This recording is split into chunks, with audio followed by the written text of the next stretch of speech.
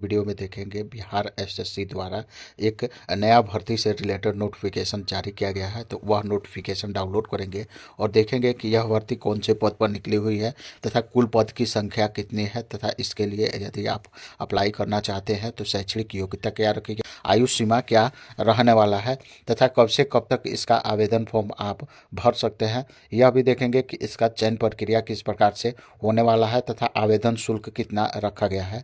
यह सभी जानकारी इस वीडियो में कवर करेंगे। यह सभी जानकारी देखने के लिए वीडियो में अंत तक बने रहिएगा तथा चैनल को अभी तक सब्सक्राइब नहीं किया है तो चैनल को सब्सक्राइब कर लीजिएगा, बेल आइकन को प्रेस कर लीजिएगा ताकि इस तरह की नॉलेजफुल वीडियो जब भी अपलोड हो तो सबसे पहले जानकारी आपको मिल सके। अभी स्क्रीन पर जो बिहार एसएससी का डैशबोर्ड है वह दिख रहा होगा। यहाँ से इसका लिंक आपको डिस्क्रिप्शन बॉक्स में मिल जाएगा। इस लिंक पर जो ही क्लिक करेंगे सेम कुछ इस प्रकार से ओपन हो जाता है। ओपन होने बाद आप यहाँ पर देख सकते हैं कि 11 मार्च को एक नोटिफिकेशन जारी किया गया है। यहाँ से विज्ञापन संख्या देखने को मिल जाएगा और यहाँ जो ही इस लिंक पर आप क्लिक करेंगे इसका ऑफिशियल नोटिफिकेशन डाउनलोड होकर ओपन हो जाता है। ऊपर में आप देख सकते हैं बिहार कर्मचारी चयन आयोग द्वारा यह नोटिफिकेशन जारी किया गया है। यहाँ आप देखेंगे तो विज्ञापन संख्या देख सकते हैं और इसका जो ऑनलाइन की तिथि है वह आप 1 अप्रैल से 19 अप्रैल के बीच इसका आवेदन फॉर्म ऑनलाइन माध्यम से भर सकते हैं। यहाँ पुनः इसका जो ऑफिशियल का लिंक है वह देखने को मिल जाता है। यहाँ से पद का नाम आप देख सकते हैं कि अवर सांख्यिकी पदाधिकारी यानी प्रखंड सांख्यिकी पदाधिकारी के रूप में यह भर्ती निकाली गई है और इसका जो वेतनमान है वह लेवल 7 का रहने वाला है। इसके लिए जो शैक्षणिक योग्यता है वह किसी भी मान्यता प्राप्त विश्वविद्यालय से आपने अर्थशास्त्र या फिर गणित सांख्यिकी में से किसी एक विषय से आपने स्नातक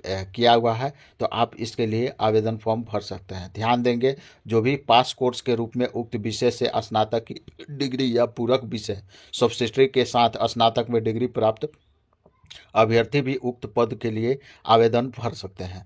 यहाँ नीचे आएंगे तो जो कैटेगरी वाइज सीट की संख्या है वह आपको देखने को मिल जाएगा कि अनारक्षित वर्ग के लिए 313 सीट है, अनुसूचित जाति के लिए 98 सीट है, अनुसूचित जनजाति के लिए 7 सीट है, अत्यंत पिछड़ा वर्ग के लिए 112 सीट है, पिछड़ा वर्ग के 62 सीट है, पिछड़ा वर्ग महिला के 22 सीट है और आर्थिक रूप से कमजोर वर्ग के यानी ईडब्ल्यूएस कैंडिडेट के 68 सीट है। और यहाँ कुल जो सीट की संख्या है वह 682 सीट पदों पर यह भर्ती निकाली गई है। इससे रिलेटेड जो उम्र सीमा है वह देख सकते हैं कि जिस भी अभ्यर्थी की उम्र सीमा की गणना दिनांक 1/8/2024 के आधार पर की जाएगी, परंतु वैसे अभ्यर्थी जो दिनांक 1/8/2010 को सरकार द्वारा निर्धारित अधिकतम उम्र सीमा धारित करते हो एवं उक्त तिथि तथा निर्धारित शैक्षणिक योग्यता धारण करते हो वे भी उम्र सीमा के आधार पर सामान्य प्रशासन विभाग के पत्रांक संख्या और दिनांक इतना के आलोक में परीक्षा के पात्र हो सकते हैं। देख सकते हैं कि न्यूनतम जो उम्र सीमा है इस पद के लिए वह 21 वर्ष है सभी कैटेगरी के लिए और अधिकतम जो उम्र सीमा है वह अनारक्षित पुरुष के लिए 37 वर्ष है, पिछड़ा वर्ग अत्यंत पिछड़ा वर्ग पुरुष और महिला दोनों कैंडिडेट के लिए 40 वर्ष है, अनारक्षित महिला के लिए 40 वर्ष है, अनुसूचित जाति अनुसूचित जनजाति महिला और पुरुष दोनों कैंडिडेट के लिए जो अधिकतम उम्र सीमा है वह 42 वर्ष है। सभी कोटि के दिव्यांग अभ्यर्थियों को 10 वर्ष की छूट दी जाएगी। तो इस तरह से यह सभी जानकारी दिया हुआ है। जो भी आपकी डेट ऑफ बर्थ यानी जन्मतिथि की गणना की जाएगी वह मैट्रिकुलेशन सर्टिफिकेट के अकॉर्डिंग किया जाएगा। यहाँ से देख सकते हैं कि जो भी लोग कार्य अनुभव यानी एक्सपीरियंस सर्टिफिकेट लगाएंगे उनका जो आधार होगा वह 31 मार्च 2025 तक ही गणना की जाएगी। तो इस तरह से यह सभी जानकारी दिया हुआ है और यहाँ पर आप देख सकते हैं कि जो इसका चयन प्रक्रिया है वह दिया हुआ है। तो चयन हेतु अभ्यर्थियों की मेगा सूची निम्न प्रकार तैयार की जाएगी। यानी सबसे पहले एक लिखित परीक्षा 75 अंक की ली जाएगी और 25 अंक आपको एक्सपीरियंस के आधार पर दिया जाएगा। प्रति वर्ष अंक दिया जाएगा और अधिकतम 25 अंक आपको कार्य एक्सपीरियंस के दिया जा सकता है। इस प्रकार से यहाँ पर जो आपका मेरिट लिस्ट का अंक का गणना है वह किया जाएगा और इसमें नेगेटिव मार्किंग भी लागू रहने वाला है, यहाँ क्लियर रूप से दिया हुआ है।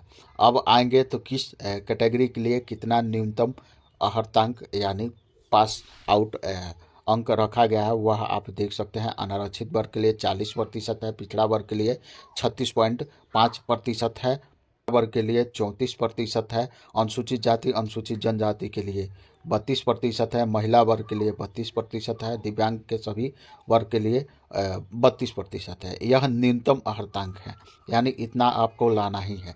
यहाँ आएंगे तो जो इसका परीक्षा शुल्क है वह आप देख सकते हैं कि सामान्य वर्ग, पिछड़ा वर्ग, अत्यंत पिछड़ा वर्ग के पुरुष कैंडिडेट के लिए जो इसका परीक्षा शुल्क है वह 540 रुपया है। अनुसूचित जाति अनुसूचित जनजाति बिहार के अस्थायी निवासी के लिए जो इसका परीक्षा शुल्क है 135 रुपया है। सभी श्रेणी के दिव्यांग के लिए 135 रुपया आवेदन शुल्क है। सभी श्रेणी के महिला के लिए, सिर्फ बिहार के अस्थायी निवासी के लिए 135 रुपया परीक्षा शुल्क है। बिहार राज्य के बाहर के सभी श्रेणी के अभ्यर्थियों के लिए 540 रुपया परीक्षा शुल्क रखा गया है। इस तरह से यह सभी जानकारी इस ऑफिशियल नोटिफिकेशन में दिया हुआ है। 1 अप्रैल से इसका आवेदन फॉर्म ऑनलाइन भरा जाना स्टार्ट होगा।